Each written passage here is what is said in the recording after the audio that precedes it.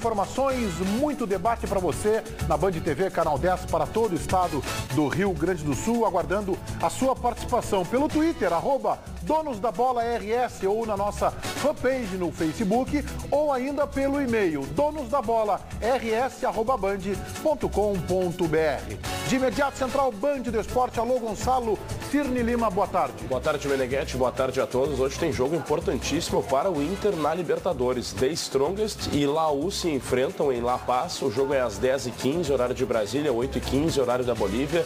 A altitude estará em campo a favor dos bolivianos. O Inter pode até perder uma posição na tabela, Meneghetti, mas é muito difícil.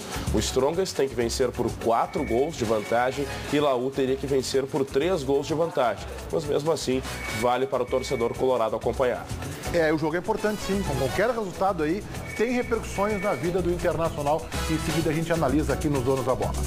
3 rodadas atrás, o Grêmio estava fora da zona de classificação do Campeonato Gaúcho. Com o retorno de Juliano ao time e com algumas estreias, o Grêmio saiu do 9º lugar para a liderança do Gauchão. Nos 2 últimos jogos em casa, público superior a 20 mil torcedores. E olha que estamos falando do Gauchão. Isso diz muito sobre o momento que vive o Grêmio. Pode esquecer as derrotas em casa, as atuações que assustaram o torcedor e até aquele medo de ficar de fora dos 8 classificados para a próxima fase. Agora é tudo diferente e o tricolor subiu do meio da tabela para a liderança do campeonato. Nós nunca duvidamos da classificação, mas o que acontecia é que nós estávamos dando responsabilidade demais aos jovens. E agora não, essa responsabilidade nem está dividida, agora está melhor. Mas nada aconteceu por acaso. Mesmo na dificuldade, Felipão conseguiu ter respostas importantes com alguns jogadores que foram testados. Casos de Yuri Mamute e Matias Rodrigues. Ao mesmo tempo, Giuliano voltou ao time depois da cirurgia no pubis e o meia tem sido decisivo. Muito feliz por estar voltando, por estar jogando sem sentir dor. Esse é o ponto principal para mim. 2 últimas partidas com uma atuação razoavelmente bem, que me alegrou. E espero poder contribuir ainda mais durante o campeonato. Já os reforços recém-estrearam, mas jogaram o tempo suficiente para animar a torcida. O resultado disso tudo? 6 jogos de invencibilidade. 4 vitórias e 2 empates, incluindo o clássico Grenal. Os bons resultados geram confiança, traz o torcedor para o nosso lado. Não podemos entrar na nossa zona de conforto, pensar que já está tudo bem. A gente tem muito para melhorar. A próxima partida também é na Arena, que mais uma vez deve receber um grande público. Nós precisamos fazer a nossa parte, porque o nosso objetivo é vencer o Campeonato Gaúcho e a gente está completamente focado nisso, até porque nós não temos outra competição paralela. Então a gente tem que fazer a nossa parte. O Grêmio estando na final, isso é o que importa para nós. Esse é o grande reforço que o Grêmio tem nessa temporada, na opinião de vocês? Sim. Em nome talvez o Christian, né, e também pela expectativa que a gente tem dele continuar aqui. Agora, sem dúvida, a expectativa com o Juliano, ela vem desde o ano passado, e para ele ser esse jogador que ele vem sendo nos últimos jogos, né? O Juliano sendo decisivo, participativo e mostrando a qualidade que sempre mostrou, pleno. Eu não sei se ele é o principal reforço do Grêmio, mas ele está sendo.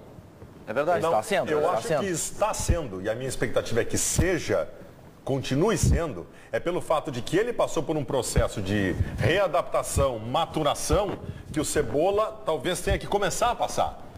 Se a gente analisar tecnicamente os 2 jogadores, é possível que a gente entenda que o Christian Rodrigues jogue mais que o Juliano. Não sei também, não tenho convicção disso. Agora, por tudo que passou, por ter recomeçado o ano, ter feito a cirurgia, recomeçado clinicamente do zero, ter feito pré-temporada e tá voltando agora, esse é um jogador que agora pode fazer diferença. Juliano hoje é o principal jogador do Grêmio. Não, o time do Grêmio melhorou pelo Juliano. Sim. Eu acho que ele é o responsável pela melhora. Porque as outras coisas... Mesmo agregando qualidade ao lado dele. Aí é que tá. As outras coisas que a gente, em tese, acha que vão agregar qualidade, sim, na prática ainda não agregaram. O Christian Rodrigues fez uma boa partida, é melhor que qualquer outro que estava jogando, mas a gente está esperando para a sequência ele fazer a diferença. O Brian Rodrigues é um centroavante no estilo que se perdeu quando o Barcos foi embora, beleza, vamos ver. Agora o Juliano não. Juliano está fazendo a Ele diferença. se torna o avalista dessa recuperação do Grêmio. Porque o Juliano que a gente conhece, já conhecia, esperava, ainda não tinha aparecido. E num time tão fragilizado como era o do Grêmio do início do ano, com a perda de jogadores tão importantes, e quando eu digo a perda de jogadores importantes, eu falo em liderança também, em autoestima para o grupo.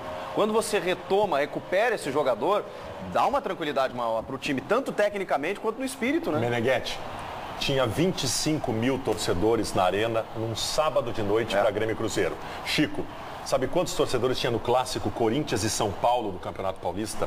17 mil torcedores. O Grêmio botou bem mais do que o clássico paulista, porque houve a recuperação da autoestima, Meneghetti. Torcedor Com do os Grêmio... contratados também, não só com o futebol anterior. Mas a recuperação da autoestima passa pelos que vieram, pela volta do futebol de alguns jogadores e por uma reversão de expectativas de quem imaginava que o Grêmio fosse brigar para não ser rebaixado esse ano. No gauchão.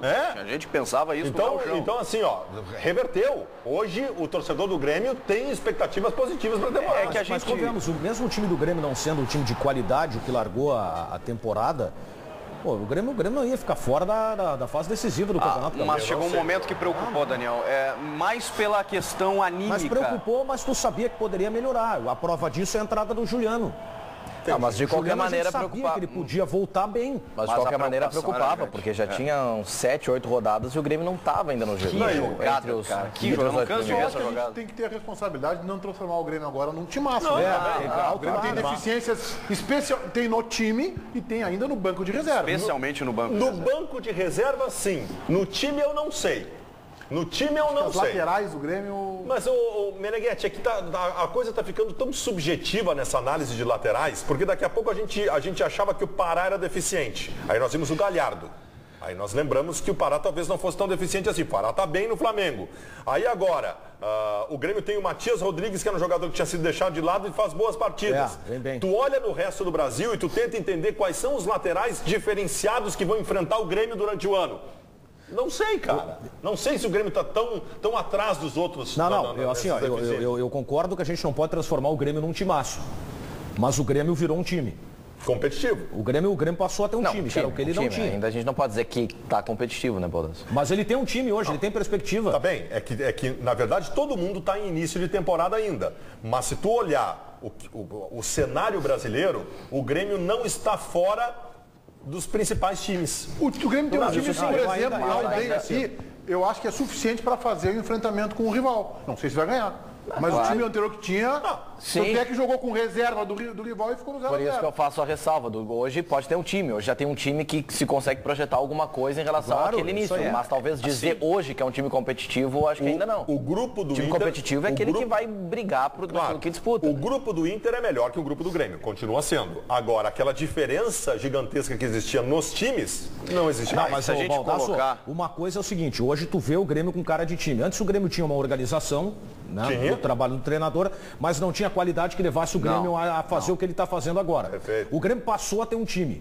Agora, eu não sei ainda se o Grêmio passou a ter um time para figurar entre os principais do cenário nacional. Mas para não temer coisa pior, sim. Aí claro. Que tal? Acho que o Grêmio elevou de patamar. Não quer dizer que ele tenha alcançado o topo das equipes brasileiras, mas ele conseguiu se tornar numa área intermediária, podendo brigar para chegar lá na frente. Não, aí é que tá, se a gente olhar os clubes da Libertadores, se a gente colocar os clubes da Libertadores, acho que o Grêmio ainda está um pouco abaixo. Na questão de jogadores, mas até porque a temporada está começando. Mas eu acho que a competitividade que a gente está falando, ela é em perspectiva. O Grêmio cria agora, a partir de agora, uma perspectiva de brigar por um título, por exemplo, numa Copa do Brasil. Antes a gente não imaginava isso. Esse é o grande problema. O Grêmio tem uma evolução comparado com o Grêmio. O Grêmio tem que ter uma evolução em relação aos demais. O Grêmio não, aí nós não podemos comparar. O Grêmio tem que figurar entre os 5. Mas quando começar... mas é que estava pior, né, Daniel? Quando começar a Copa do Brasil, tu tens como dizer que o Grêmio não tem chance de ganhar essa competição? O Grêmio dá a ideia de que pode brigar. Não dava, vai brigar. mas não dava. Não dava. Esse é o primeiro momento. Esse é o primeiro objetivo. Claro. O Grêmio melhora em relação a ele mesmo. Aí depois, conforme for indo, a gente vai ver que se vai ter condições ou não de realmente disputar o título. Mas a gente vê agora, comparado mesmo em relação ao próprio Grêmio, a gente vê um potencial muito grande hoje. Eu questiono essa comparação. O Grêmio não pode ser melhor que o próprio Grêmio. O Grêmio mas é a primeira coisa, né, Daniel? Tudo bem, é a primeira etapa, mas o Grêmio há anos está sendo assim. Mas é que o cenário era terrível, mas aí Daniel. é o seguinte, aí o Grêmio monta um time, vai lá, briga por alguma coisa, olha, pá, tá melhorando e tal, chega na hora, não ganha. Mas O Grêmio tem que ser melhor que os outros. Mas a perspectiva esse ano não era nem brigar, esse ano era brigar para sobreviver. O Ribeiro Neto abriu o ano aqui neste programa dizendo que, gente, se acostumem, o Grêmio não vai brigar por nada nesse ano. O Grêmio montou um time de Série B, falou isso. Agora não, né? Não é mais um time de Série B, né? Agora não, eu concordo contigo. O Grêmio pode brigar pelo título da Copa do Brasil, por exemplo. Claro, que é o torneio nacional mais fácil. Mas eu acho que não vai ganhar, tá, com esse time. Não, tá bem. Acho que não vai ganhar. É improvável. até a mas pode. É isso aí. Antes não podia. Antes não podia. Não tinha como. Antes seria uma surpresa muito grande. Antes o Grêmio era um azarão e efetivamente iria brigar para ficar entre os 15 do Campeonato Brasileiro. É isso aí. Agora tá entre os 10. Daqui a pouco encaixa, fica entre os 5. E outra coisa, no meio do ano vai acontecer algum tipo de movimentação. O Grêmio daqui a pouco tem uma base de time pro meio do ano, renova com o Christian, traz 1 ou 2 reforços. Não sei. Eu acho que os outros times vão perder. Eu concordo com vocês, o Grêmio melhorou. O Grêmio hoje está com cara de time.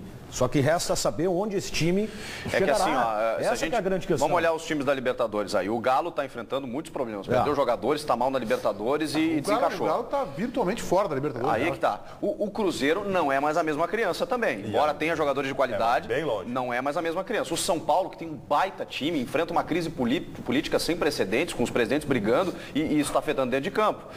E o Corinthians, sim. Esse vai ser difícil de tu tirar qualquer título no ano de tudo que disputar. Que provavelmente... Mas é o que está sobrando. E o Rio só tem um time hoje que é o Flamengo, né?